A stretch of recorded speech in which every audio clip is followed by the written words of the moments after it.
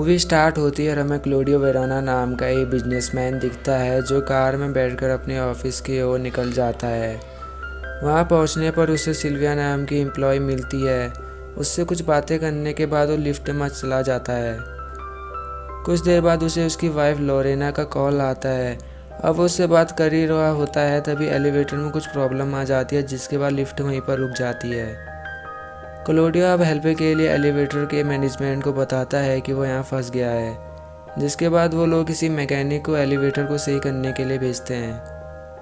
क्लोडियो को बाहर से कुछ आवाज़ें सुनाई देती हैं, जिसके बाद वो उसे हेल्प के लिए कहता है, पर बाहर से कोई भी जवाब नहीं देता। वो फिर से लिफ्ट के मैनेजमेंट से बात करता है और उनसे कहता है कि यहाँ से निकलने में कितना टाइम लगेगा। क्लोडियो उनसे जब बात करता है तो मैकेनिक का नंबर भी मांगता है, जिसके बाद वो मैकेनिक को कॉल करता है और उससे लिफ्ट को जल्दी से ठीक करने के लिए कहता है। पर तभी मैकेनिक पर कोई हमला कर देता है और फ़ोन कट जाता है। क्लोडियो इस लिफ्ट में बहुत बुरी तरह से फंस चुका होता है और जब उसे लगता है कि उसे कोई मदद नहीं मिल सकती, तो वो खुद ही लिफ्ट को खोलने की कोशिश करता है। और लिफ्ट का दरवाज़ा तो आधा खुल जाता है, पर किसी चीज़ का दरवाजे में फंसे होने के कारण वो पूरा नहीं खुलता है, जिसके बाद क्लोडियो बाहर निकलने की कोशिश करता है, पर वो वहाँ से बाहर नहीं निकल पाता। वह हेल्प के लिए जोर जोर से चिल्लाने लगता है, लेकिन इस जगह पर कोई भी नहीं होता है। कुछ देर बाद बहुत सारे लोग किसी चीज़ को देखकर भागने लगते हैं। तभी वहाँ एक लड़की आती है जो क्लोडियो को उसकी हेल्प करने के लिए कहती है, पर उसे घसीटते हुए कोई ले जाता है। ये देखकर क्लोडियो बहुत ज़्यादा डर जाता है। उसे समझ में नहीं आता है कि ये क्या हो रहा है। अब वो जैसे ही बाहर को देखने लगता है, तभी बहुत सारे ज़ॉम्बीज़ उस पर हमला करके लिफ्ट के अंदर आने की कोशिश करते हैं, जिसके बाद वो डरकर फिर से एलिवेटर के मैनेजमेंट से बात करता है, लेकिन उन लोगों पर भी ज़ॉम्बीज़ का हमला हो जाता है। कुछ देर बाद वहाँ सिल्विया आती है। वो ज़ॉम्बीज़ से बचने के लिए लिफ्ट के अंदर आने की कोशिश करती है, मगर वो अंदर नहीं आ पाती। पर वहाँ अचानक ज़ॉम्बीज़ आ जाते हैं और सिल्विया को मार देते हैं। क्लोडियो अपनी वाइफ को कॉल करता है। लोरेना कॉल उठाती है, पर वो भी इस समय मुसीबत में होती है। कई सारे ज़ॉम्बीज़ उसके घर का दरवाज़ा तोड़कर अंदर आ रहे होते हैं और लोरेना पर हमला कर देते हैं। इससे फ़ोन कट जाता है। कुछ देर बाद वहाँ एक पुलिस ऑफिसर उन सभी ज़ॉम्बीज़ को मारते हुए अंदर की ओर आ रहा था। क्लोडियो उससे देखता है और उसे हेल्प करने के लिए कहता है, जिसके बाद वो दोनों दरवाजे को खोलने की कोशिश करते हैं, पर वो नहीं खुलता।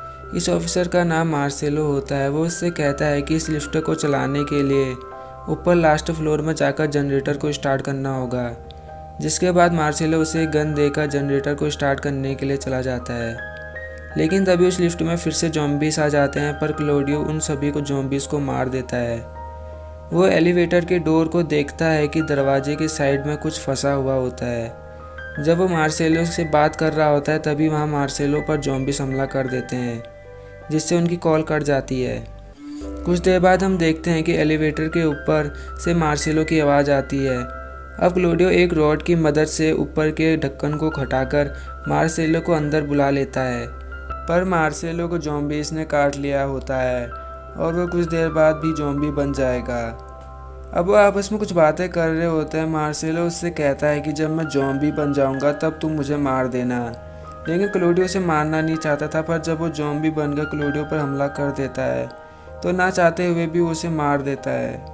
अब कुछ देर बाद क्लोडियो को एक अननोन नंबर से फ़ोन आता है और वो जब उस कॉल को उठाता है तो उसे पता चलता है कि ये लोरेना है। लोरेना के ज़िंदा होने पर वो बहुत खुश होता है। लोरेना उसे बताती है कि उसे सोल्जर्स ने बचा लिया होता है और वो भी ठीक है, पर तभी फ़ोन की बैटरी ख़त्म हो जाती है। अब इसके बाद वो डोर में फंसी हुई चीज़ को बाहर निकालता है, जिससे वो एलिवेटर का डोर आसानी से खुल जाता है और वो उस लिफ्ट से बाहर आ जाता है। इस बिल्डिंग से बाहर निकलकर वो देखता है कि हर जगह पर लाशें पड़ी हुई है। वहाँ पर कोई भी इंसान नहीं दिख रहा था। क्लोडियो पर एक ज़ॉम्बी हमला करने वाली होती है, लेकिन तभी एक सोल्जर उस ज़ॉम्बी को मारकर क्लोडियो को बचा लेता है और इसी के साथ ही मूवी यहीं पर ख़त्म हो जाती है। मूवी स्टार्ट होती है और हमें एक कैफ़े दिखाया जाता है, जिसमें डीन नाम का लड़का एक वेट्रेस से कॉफ़ी मांगता है, मगर वेट्रेस उसे कॉफ़ी नहीं देती और दूसरे कमरे में चली जाती है। जिसके बाद डीन उसके पीछे जाता है और एक कमरे में पहुंचता है, पर तभी वहाँ एक आदमी आता है और उस पर हमला कर देता है। लेकिन ये डीन का ये सपना था। लेकिन इस सपने में उस पर जो हमला हुआ था उसकी वजह से उसके हाथ पर कट लग जाता है। कुछ देर बाद वहाँ क्रिस नाम की लड़की आती है जो डीन की दोस्त थी। जब उनकी आपस में बातें हो रही थी तभी डीन गलती से उस पर कॉफ़ी गिरा देता है, जिसके बाद क्रिस उसे साफ करने के लिए बाथरूम में चली जाती है और डीन फिर से सो जाता है। तभी वो नाइटमेयर की दुनिया में पहुंच जाता है। सपने में उसे एक किलर मार देता है, जिससे डीन की असलियत में भी मौत हो जाती है। अगले सीन में हमें डीन के फ्यूनरल को दिखाया जाता है। तभी वहाँ क्रिस को उसके सामने एक लड़की दिखाई देती है जो उसी का ही बचपन होती है, पर हमें पता चलता है कि क्रिस भी एक सपना देख रही थी। अब अगले सीन में क्रिस अपने कॉलेज जाती है। जब वो वहाँ सो जाती है तो वो एक नाइटमेयर में पहुँच जाती है। सपनों में वो एक किलर को देखती है जिसका नाम फ्रेडी होता है, पर तभी क्रिस चिल्लाते हुए जाग जाती है। अब जब क्रिस घर में अकेली होती है तभी उसका दोस्त जैसी वहाँ आता है। जैसी उससे कहता है कि मुझे अजीब से सपने आ रहे हैं, बिल्कुल तुम्हारी तरह। जिस पर क्रिस उसे कहती है कि मैं कई दिनों से सो नहीं पाई हूँ और बस थोड़ा सोना चाहती हूँ। जैसी उससे कहता है कि मैं यहीं हूँ, तुम सो जाओ। जिसके बाद वो दोनों सो जाते हैं, पर क्रिस फिर से नाइटमेयर में पहुंच जाती है और उसमें फ्रेडी इस पर हमला कर देता है, जिसकी वजह से क्रिस यहाँ मारी जाती है। ये देखकर जैसी वो डर जाता है और घर से भागने लगता है, लेकिन घर का डोर खुलने से सिक्योरिटी अलार्म ऑन हो जाता है, जिससे यहाँ पर पुलिस आने वाली होती है। जैसी पुलिस से बचने की कोशिश करता है, पर वो पुलिस उसे पकड़कर जेल में डाल देती है। वहाँ जब जैसी सो जाता है तब फ्रेडी उसे मार देता है। अब अगले सीन में क्रिस के दो दोस्त दिखते हैं जिनका नाम नैन्सी और क्विंटन होता है। उन्हें भी वही नाइटमेयर्स आ रहे होते हैं। न्यूटन बताता है कि ये ज़रूर हमारे बचपन की यादें हैं जो अब हमारे सपनों में नाइटमेयर्स बन के आ रही हैं। अब वो दोनों घर में कुछ पुराने फ़ोटोज़ को चेक करने लगते हैं और उन्हें अपनी किंडरगार्टन की फ़ोटो मिल जाती है। इस फ़ोटो में क्रिस, डीन, जैसी और न्यूटन और बाकी सभी लोग होते हैं। अब यह नैन्सी की मॉम आती है और वो बताती है कि तुम्हारे किंडरगार्टन स्कूल में फ्रेडी नाम का एक गार्डनर था जो तुम्हारे साथ खेलता था, लेकिन उसने तुम्हारे साथ कुछ गंदा काम किया था, जिसके बाद वो शहर छोड़कर चला गया और यही बात हम तुमसे छुपा रहे थे। नैन्सी की मॉम ने पूरी सच्चाई नहीं बताई होती है। इसके बाद क्विंटन अपने स्विमिंग क्लास के लिए चला जाता है, जहाँ पर तैरते समय उसकी आंख लग जाती है और वो फिर से सपनों में होता है। लेकिन सपने में नैन्सी की मॉम ने जितना बताया था उससे आगे का दिखाया जाता है। जब इन बच्चों के पेरेंट्स को पता चलता है कि फ्रेडी ने उनके बच्चों के साथ गलत काम किया है, तो वो उसे मारने के लिए उसे दौड़ाते हुए लाते हैं। जब फ्रेडी एक घर में जाकर छिप जाता है तो ये लोग उसे जिंदा जला देते हैं। अब यहाँ पर क्विंटन अपने सपने से जागता है। फिर कुछ देर बाद क्विंटन और नैन्सी एक मेडिकल स्टोर से ना सोने वाली दवाई लेते हैं।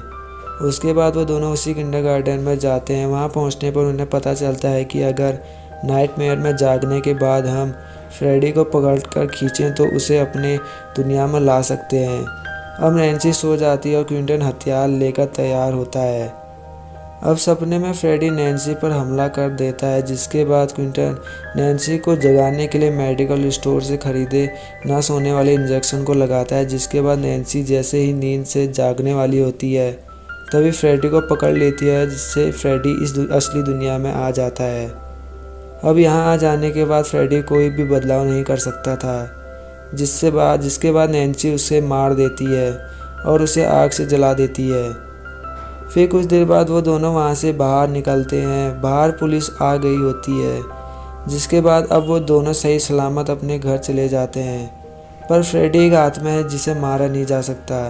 फ्रेडी वहाँ वापस आता है और नैन्सी की मॉम को मार देता है और इसी के साथ ही मूवी यहीं पर ख़त्म हो जाती है।